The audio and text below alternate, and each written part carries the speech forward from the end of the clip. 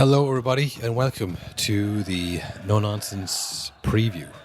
We don't mess around for 5 minutes at a time doing the preview. We get straight into it every time. You know, we certainly don't riff on things. You know, it's no nonsense. From now on, we've changed it. Now we only you load up the podcast. It's 4 minutes long. We talk about the score, who scored, what times they scored at, and that's the end of the podcast.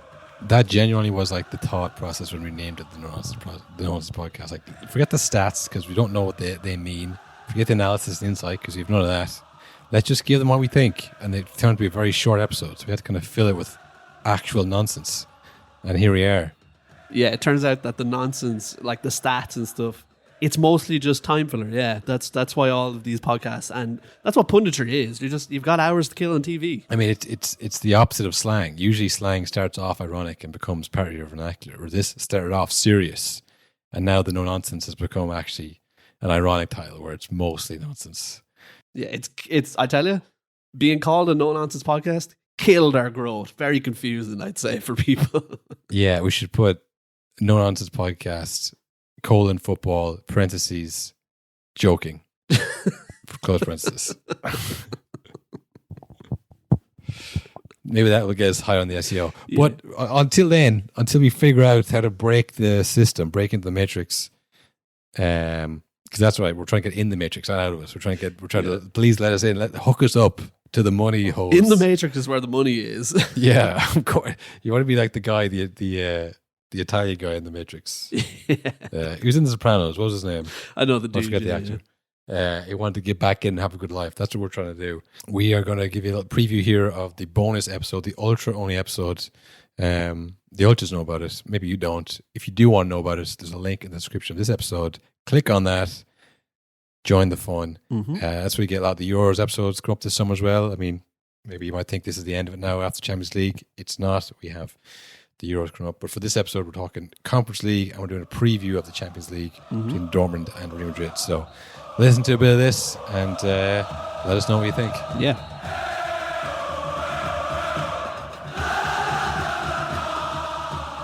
Welcome, Ultras, to a No Nonsense podcast, Europa Conference League edition, the one we've all been waiting for. You know, I know we have to get through the other cup competitions to get to this big one. But we're finally here. We finally cover Olympiacos and Fiorentina in the record-breaking Europa Conference League final for more reasons than one. Of course, it was that man, El Kaabi. Who else but El Kaabi? Remember the name of only found out today he's same age as me. Unfortunately, we saw El Kaabi was a 30-year-old man. When I saw him, I thought this guy's got a big career ahead of him, a few big moves ahead of him after this performance. But I would say this is probably the end of El Kaabi. This is how you ride out into the sunset more so than burst onto the scene. He finished at the top, champion Europe. I think it's the right number of trophies now, 3 of them, 3 European competitions. If there was a fourth one, it might get a bit ridiculous. But I think a third tier one is like, yeah, it's great. I mean, like, Olympiacos fans aren't going to be like waving their Conference League medals in opposing fans' faces, you know, in years to come. Mm-hmm. But, you know, tonight they were having a great time. You know what I mean? Like this whole week, it's like, this is great. This is what it's all about coming together as fans of a team and celebrating, you know? It was their first European trophy ever, but it's the 100th year anniversary of the club. And they also won it in AEK Athens Stadium, which is their rival. So that is the type of thing that you'd be like, I have this for life. Like the biggest night in fucking Greek football history, and we did it in your stadium. That's savage. Actually, that's a good point. I hadn't thought about that. Like, you're kind of thinking, I guess, you know, Premier League kind of view of everything, but it's like they're the only Greek team that's won a European trophy. So, like, if you say, "Oh, well, just the Conference League," like, "Oh, hang on, which one did you win again?" That's right, none. So, and we won in your stadium. So, yeah, actually, this is huge. This is why it's great. But this is for like countries like that. I mean, I don't know how the football landscape is going to change over the next few years, but the odds are you won't see a Greek team in the Champions League final anytime soon. You know? So, you know, if you just keep as it is, like, why would you ever get into football in Greek or support a Greek team? Do you know what I mean? If you're thinking, well, like, what's the point? Like, we're never going to get there. We're never going to get to the Champions League or the Europa League. But this third place team, this is great. This is huge. I already saw the celebrations on Twitter there, where the whole crowd like erupted into pyrotechnics. Literally, once they won. The crowd burst into flames with excitement. I mean, they do it in England with the beers. They just throw the beers in the air, which is like, I was like, that'd be kind of shit. Actually, just be like drowned and covered in beer for the night. But like that one, like, how did they not all die of smoke inhalation? Because like, I was like, what, like 20 flares going off in the crowd. Fireworks are going off as well. I mean, the smoke must have been bringing people to tears, you know? People in Athens thinking, are we under attack? Yeah. Doing the right police's job for them, you know, just smoking themselves out there. As mentioned there, El Kaabi, first player to ever score 11 goals in a knockout stage of a European tournament. A lot of people were probably looking at going, I'm fairly sure I remember Ronaldo scoring 14 once. Yeah, against the group stages. Yeah. Probably against the likes of Olympiacos, but never in a knockout stages. I think it's Falcao, Ronaldo, and Benzema had 10 in knockout stages. But only El Kaabi stands alone above all those players with 11, you know. He had the unbelievable run. Like you said, 11 goals in 9 games. And also, yeah. I don't know if you saw, where this story all started was where they lost 4-1 in the round of 16, the first leg, to Robbie Keane's Maccabi Tel Aviv. And people were like, right, that's them then. Including Opta, which we've talked about before, the poor people hitting the buttons in the factory. Their supercomputer had given Olympiacos the lowest chance of winning the Conference League. They had like a 0.02% chance of managing to win this trophy, if all things considered. And then they fucking did it. Yeah. So like I said, for a lot of people, it's probably like, Conference League, like it's not even the Europa League. But the runs of dreams like this, they only happen now and again. It doesn't matter what trophy it's in. If this type of run had happened in a Carabao Cup or whatever for a smaller team in the Premier League, it's still something you remember forever. Yeah, again, like if it's for this, it's not for Arsenal or Liverpool to add to their trophy count against Man United. Yeah. You know, it's not about that. It's about teams in other countries to promote the game, to say, look, like the way that the football is gone, it's all about trophies, all what you won, it's all about, you know, awards and medals. So it's like, okay, if we're going to go down that route, then let's spread the medals around. Let's spread some actual, and again, it's not for the trophy count or for lads on Twitter to fucking go back at each other and say, well, you know, I don't know if you've seen recently, there was a picture of Alonso, Arteta and Fabregas together at some awards dinner. I think Arteta and Alonso know each other for a long time growing up. But like one of the captions was like, who would you take in their prime, you know? And of course, it's all just like, Arteta had a prime, you know? And then it's like people posting like clips of Arteta playing for Arteta, for Arsenal, scoring goals, his stat line versus Alonso's stat line. It's like, what is this about? Like, this is literally just like someone, you know, just trying to come up with content, and it becomes this like hateful thing of like, yeah, it's a puppeteer. He's better than him. Yeah. It's a puppeteer behind the scenes being like, I know the exact sentence that'll set these people off. But yeah, along the way, it just gets lost of like, do you actually like football or do you just like arguing? Yeah, or is it just all about like trying to show that you're better than somebody else through achievements of other people? It's very strange, you know. That I don't think that's what the Conference League is about. But the one thing it is interesting, because I saw Fiorentina, obviously they lost back-to-back. First team to ever lose 2 Conference League titles back-to-back. They've lost 2/3 of all Conference League finals. Yeah. I mean, their stats are terrible in this competition. They're just awful stats. But it's like, I don't know what the comedian was, but he had a bit years ago. It was like, you know, they say when records began. Yeah. It's like, that must have been a crazy day, you know? The hottest, coldest, longest, shortest day of the year. You know, it's like, it's that kind of thing. The Europa League is infancy now, and even we're counting the 11 goals for El Kaabi. It's like, for its European competition, it's like, well, come on now, can we count that into the mix? I don't know. I guess the pressure's the same, you know. But speaking of back to back, well, you mentioned there Olympiacos' run started when they lost to Tel Aviv. Mm-hmm. I mean, to be honest, for me, the run started when you said there's no way they're going to beat Aston Villa in the second leg because they're terrible. I was like, well, okay, who's this team? They looked so bad in that first leg, even though they won. Only stat that matters. The scoreline. Yeah, it's kind of like a Greek tradition, really, from my brief following of the Greek league when I was there. Multiple managers in the year. Yeah. This is their third manager for Olympiacos. If it's broke, fix it. That's what they say over there. Don't wait and see. Don't give them time. Get him out. Get some else in. And who they got in was the manager of last year's manager of Sevilla, who's kind of like a serial winner of these competitions.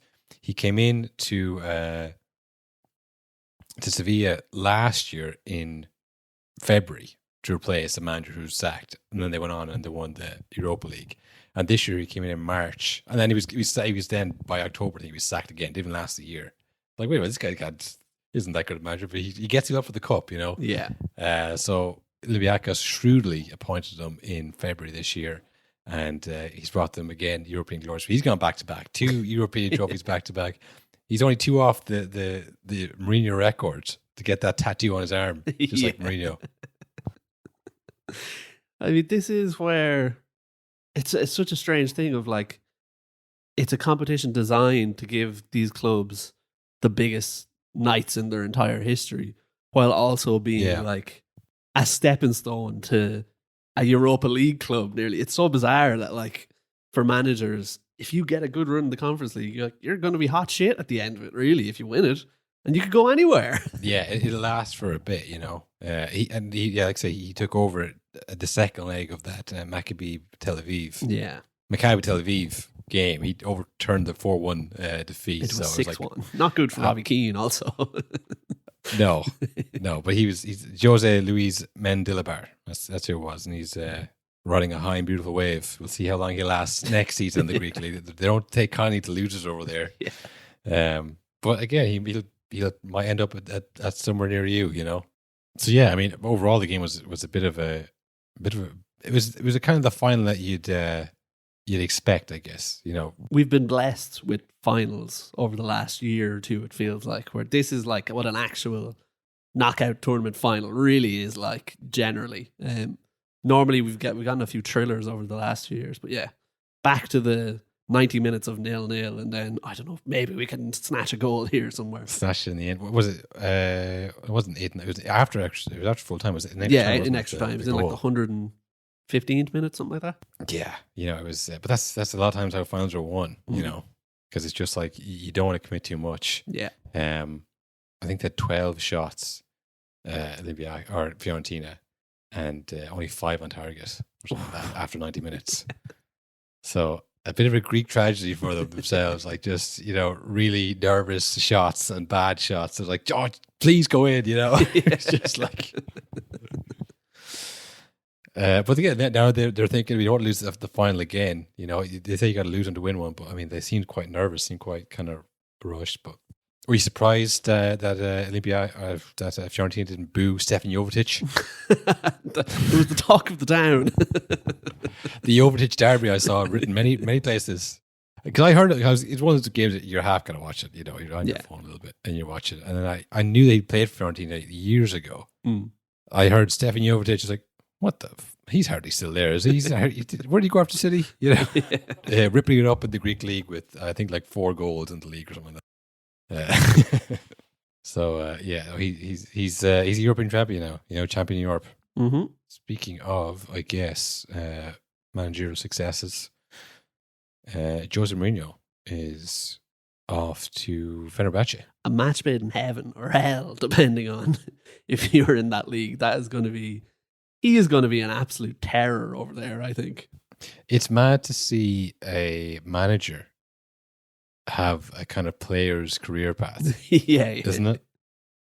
Like Porto to Chelsea to Inter Milan to Real Madrid back to Chelsea.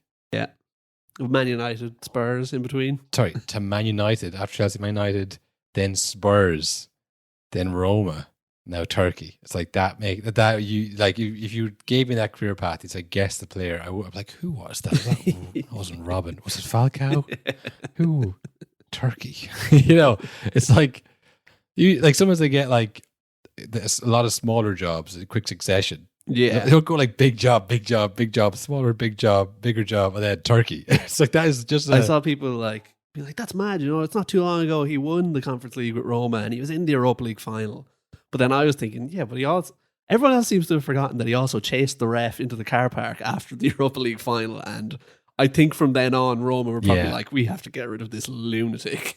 Yeah, the Conference League final was a high, and the Europa League final was the lowest of the lows. It was just like threatening the ref and chasing the tunnel. A year later, Yeah, people got over these things, but a lot of times managers like start off in like a lot of lower league teams, and they get that big move, and they get one small move, and they go, "I'm done." Yeah, you know what?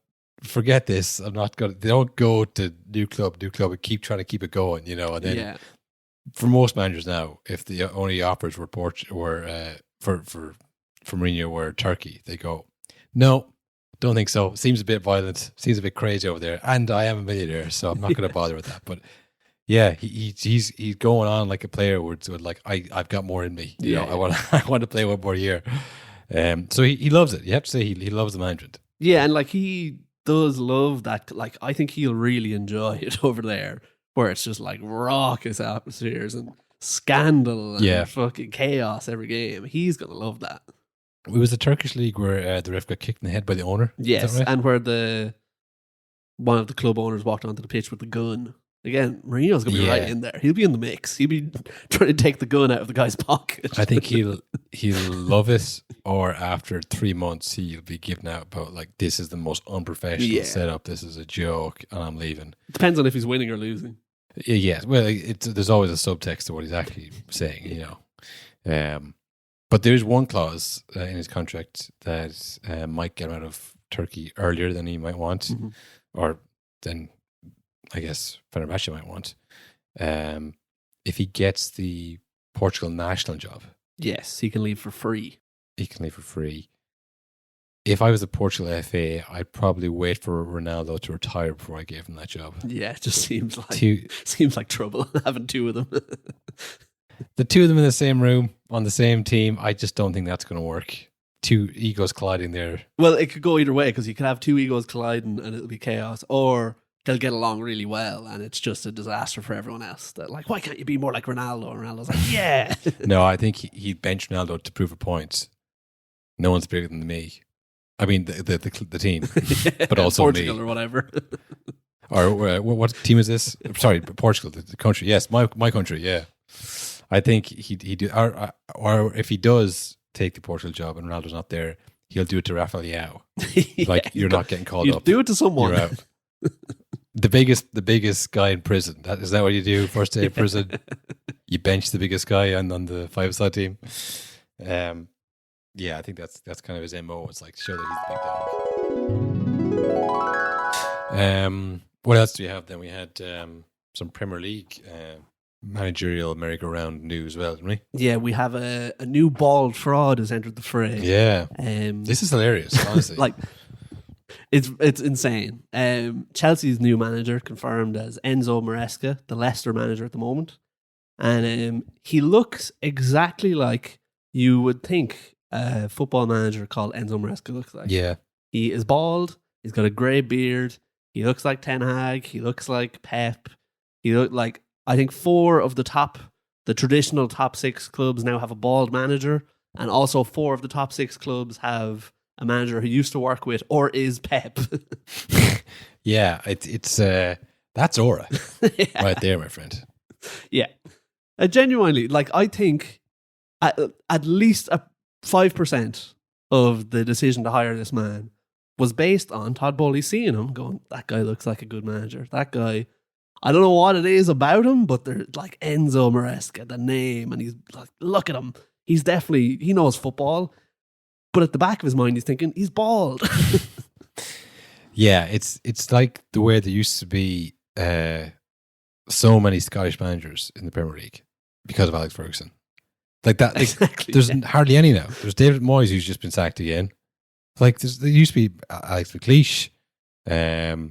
Dalglish as well was there for a while. But like, where are all the Scottish managers gone?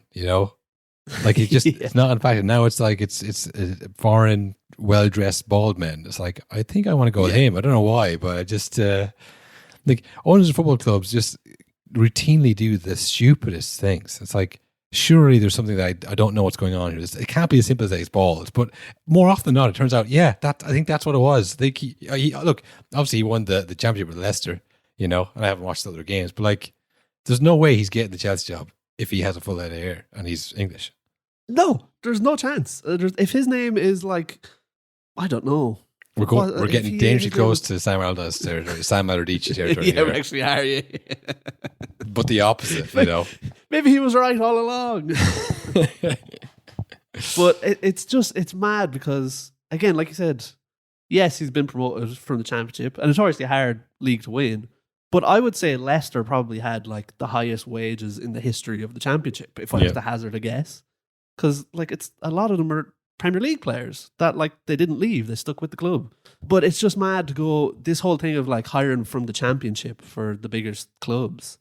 It's like, we know how this is going to end up. Also, they've given him a 5-year deal minimum, which is like, what Chelsea manager has ever been there for 5 years? Like, why are you giving him a 3-year deal at least? You know it's not going to last that long. They love big contracts. They must have something figured out. Maybe it's just a case of people like the manager saying, I'm not going unless you guarantee me 5 years. And what he's meaning by that is, you guarantee me I'm getting paid when I get sacked. Because he surely knows I'm not going to be there for the next 10 years. Like, no, probably not. But it's an interesting one because it means that McKenna is who was ruled out with Chelsea earlier on in the week. He's staying at Ipswich now as well. The offer's kind of dried up. It looks like he could go to Chelsea, Man United, Real Madrid, the Moon, anywhere. Everyone wanted McKenna last week, and now it's actually maybe not so much. And he's staying with Ipswich, who are also going up to the Premier League. So we'll get to see him leverage Ipswich's playing style to get himself a better European job. I'm sure that's the style now. That's one actually. Company. Bald guy, played under Pep. He must be good. It's crazy, Honestly, it is the only connecting factor to all these managers. Is like, there's nothing else. Bigger jobs ahead of Jose Mourinho. Jose Mourinho was literally looking for a job, and Bayern said, "What's Company up to?" Company, the fourth most expensive manager ever. Apparently, that's what I saw. That Burnley got paid like 12 million quid for the manager who just got them relegated. It's gone mad. It's actually insane. And we've been saying this for a long time, where you think these clubs, of course they know what they're doing, really. And like, they're not idiots like me and you. There's more to it. But a lot of the time it does turn out that like, no, there's not. Well, when I saw Sunderland Till I Died the first season, I was like, wow. They're exactly crazy. Like I thought they were. That is crazy. That's how they operate. But yeah, I don't know. I guess it's I think it's when you get like people from different businesses into what is essentially an entertainment business, and they try and mesh what they know from other industries, and it just doesn't work, and they can't understand why. Yeah, and maybe it fails a bit, but I don't know. It's interesting these championship managers come up. I guess because we talked about this last week, that it's being young is kind of the cool thing now as well. Being young and having new ideas about a 150-year-old game. I figured out a new way to play it. Pop quiz. Well? Tell us 5 facts about that episode. Did you listen? Oh, you listened to the episodes? Well, what do we talk about in minute 27? Okay, you got lucky. What do we talk about in between the minutes of 38 and 45? Okay, you did listen. Fair enough. You got it right. Well, if you enjoyed it, if you enjoyed that, become a full ultra. Yeah. Click the description, subscribe. I think it'd be fun. I think it'd be fun to have more people. We could do more things. Yeah. We could grow the pod even more. Keep this dream alive. Really take some momentum to next season. And really achieve things. Yeah. Look, right now we are like, I wouldn't say like Leicester's manager or Ipswich's manager. We're like the Southampton manager. Is it Southampton that are coming up? Do you know anything about their manager now? Yeah, his name is Mauricio Pochettino. He's Argentinian, and I think he's good. I think it's Espanol, maybe. Yeah. But that's like us. We're coming up in the world, but we don't have the momentum of the cool other managers, the cool other teams. But get on board, spread the word, and then we'll be like the Ipswiches of the world. Do you think like football clubs, football podcasts, really the most important thing at the end of the season is winning a trophy, winning a podcast award? It doesn't matter who's the governing body, just something to show that like there's progress. We need a trophy. We need to get some kind of recognition, maybe in the local paper. Best rising young stars. That would be something good. Like that. I think that should be the goal for next season. That win a trophy. We win a trophy. Yeah. It would be funny if one day people turned on the podcast and we had been replaced. That's the thing. We're kind of player manager. We don't have a manager. But if we did, we probably would have sacked them by now. Yeah, the co-managers. We're the co-managers of the podcast. And our job is safe. We're giving ourselves time to develop. We're trusting the process here. Yeah. But as I say, if there was a manager ahead of us, he'd be long gone. He'd be sacked long ago. Like, what are you doing? This is a disaster. There's no vision. There's no style of podcasting. There's nothing. No trophies. If you want to help us appoint a manager and then sack him, become an ultra. It's a confusing pitch, I'd say, for some people. What am I doing? How do I help? This was your first episode. If this is your first episode, go outside. It's sunny, Yeah, who is out? Well, actually, do you know what? There probably is people who looked up Conference League final podcast and this was the only one. Who is looking that up? Nobody's looking that up. There's Irish Fiorentina fans who want someone to just, sift through the bones of that final. Like, how we lost 2 in a row. Somebody break it down for me. No chance. No, if there's someone's like, end of May. I mean, I might get into football. When does that start and end? It's like, well, you're a bit late. This is your first episode. If this is your first episode, there's a backlog. If you become an ultra, you can listen to all the previous episodes. You can get the full kind of scope of what this podcast is about. But yeah, look, for everyone else, we will see you next week when we review the Champions League final on Tuesday. Hopefully we'll be looking at a good game and some crazy things happening. I don't know, but we can do with it. And from then it's on to the Euros. So we'll see you then, and have a great weekend.